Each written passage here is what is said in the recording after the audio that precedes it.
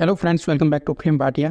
आज के इस वीडियो में VLDL के बारे में जानेंगे। तो इस वीडियो को हम 4 शीर्षकों के अंतर्गत समझेंगे, जिसमें पहला है कि VLDL क्या है, दूसरा how to calculate VLDL level, third है इसकी लिमिटेशन क्या है, और अंत में VLDL की नॉर्मल रेंज क्या है। तो VLDL का मतलब वेरी लो डेंसिटी लिपिड, यानी बहुत कम घनत्व वाला लिपोप्रोटीन है। लिपोप्रोटीन वे कण है जो ब्लड में लिपिड को पहुंचाते हैं। VLDL भी एक प्रकार का लिपोप्रोटीन है जिसे लीवर बनाता है और ब्लड सर्कुलेशन में भेजता है। अपनी रासायनिक संरचना के कारण कोलेस्ट्रॉल और ट्राइग्लिसराइड रक्त में अकेले ट्रेवल नहीं कर सकते हैं, इसलिए उन्हें शरीर के विभिन्न अंगों और ऊतकों तक ले जाने के लिए लिपोप्रोटीन की आवश्यकता होती है। VLDL का मुख्य काम ट्राइग्लिसराइड और कोलेस्ट्रॉल को उन जगहों तक ले जाना है जहाँ उसकी ज़रूरत है। VLDL में अधिकतर ट्राइग्लिसराइड होते हैं, लेकिन इसमें कोलेस्ट्रॉल, फैटी एसिड और एपोलिपोप्रोटीन भी होते हैं। सभी लिपोप्रोटीन वसा और प्रोटीन के बने होते हैं। उदाहरण के लिए हर एक प्रकार के लिपोप्रोटीन में लिपिड और प्रोटीन की मात्रा अलग अलग होती है, साथ ही उसका रूप भी अलग अलग होता है। VLDL में हाई ट्राइग्लिसराइड के कारण ट्राइग्लिसराइड रिच लिपोप्रोटीन कहा जाता है।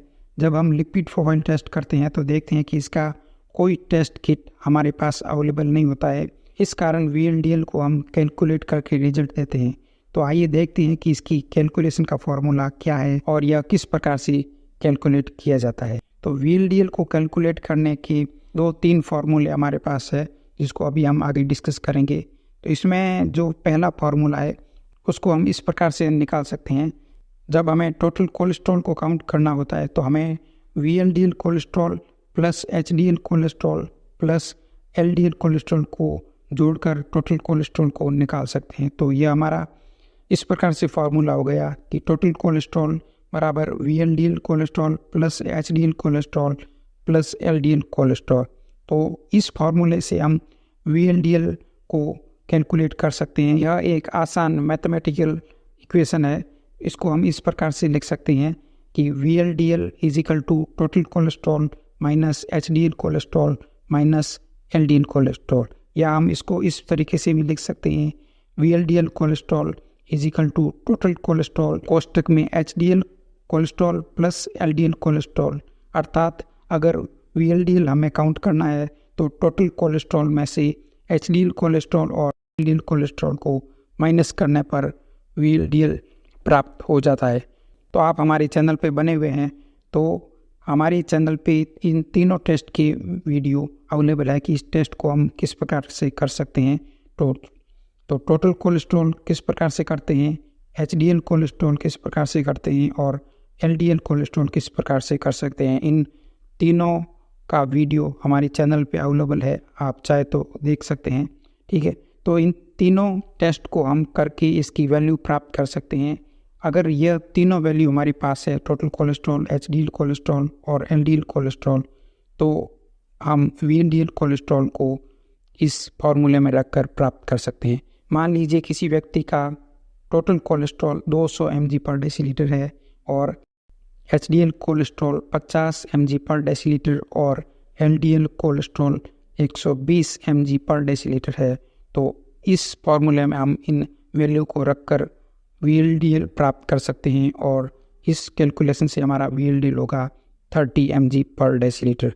इस फार्मूले में किसी प्रकार से ट्राइग्लिसराइड का उपयोग नहीं किया गया है।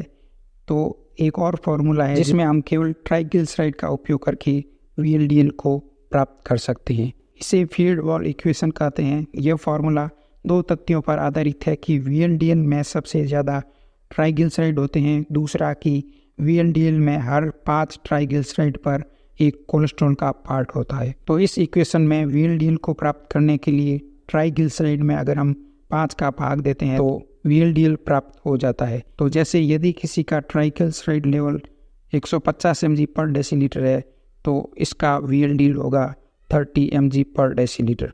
तो यह फार्मूला पहले फार्मूले से काफ़ी ईजी है। केवल ट्राइग्लिसराइड से हम VLDL लेवल पता कर सकते हैं, लेकिन इस फार्मूले में काफ़ी लिमिटेशन है। जैसे यदि किसी का ट्राइग्लिसराइड लेवल अधिक है, अर्थात 400 mg पर डेसीलीटर से अधिक है, तो इस फार्मूले का उपयोग नहीं किया जा सकता है। दूसरी कंडीशन है कि यदि किसी को क्रॉनिक किडनी डिजीज़ है, उस स्तर पर भी आप इस फार्मूला का उपयोग नहीं कर सकते हैं।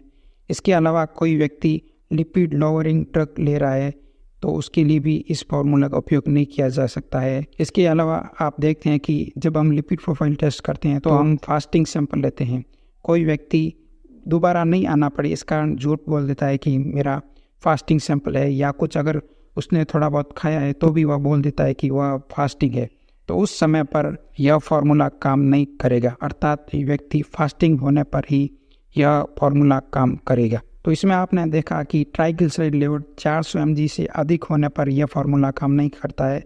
इस कारण ट्राइग्लिसराइड स्तर को मैनेज करने के लिए विल्सन ने एक और फार्मूला दिया था, जिसके माध्यम से यदि किसी व्यक्ति का ट्राइग्लिसराइड लेवल 400 mg पर डेसीलीटर से भी अधिक है तो विल्सन के फार्मूले का उपयोग करके VLDL को कैलकुलेट किया जा सकता है।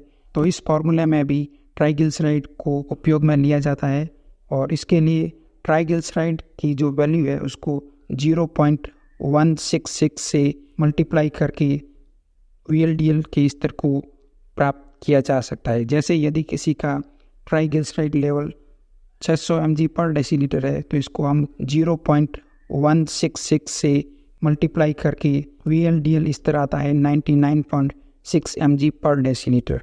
इस फार्मूला में भी एक लिमिटेशन है कि यदि ट्राइग्लिसराइड स्तर 1000 के अंदर ही है तब यह फार्मूला काम करेगा, और अगर किसी व्यक्ति का ट्राइग्लिसराइड लेवल 1000 से अधिक है तो इस फार्मूले को इग्नोर किया जाना चाहिए। तो इस तरीके से हमने VLDL को कैलकुलेट करने के लिए 3 फार्मूले का उपयोग देखा। अब हम देखते हैं कि इस वीडियो का अंतिम टाइटल हुआ है VDRL की नॉर्मल रेंज। एक सामान्य व्यक्ति में VLDL का स्तर 30 mg पर डेसीलीटर से कम होना चाहिए तो वह नॉर्मल रेंज में माना जाता है।